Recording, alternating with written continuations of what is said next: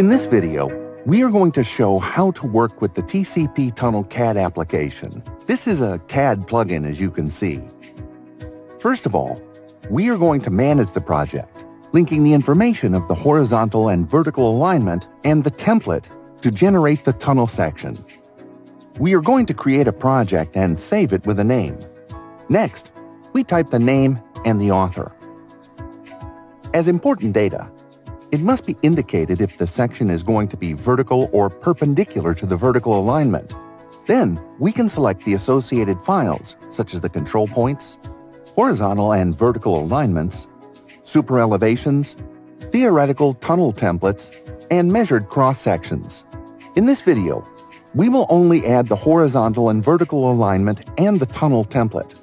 We are going to create the horizontal alignment using the horizontal alignment editor, importing it from a LandXML file. We save the alignment in its proprietary file format. In this editor, we can view each of the elements, modify them, and measure directly. We repeat the process for the vertical alignment. We execute the alignment editor and open the file in LandXML format, and save the alignment in its file format.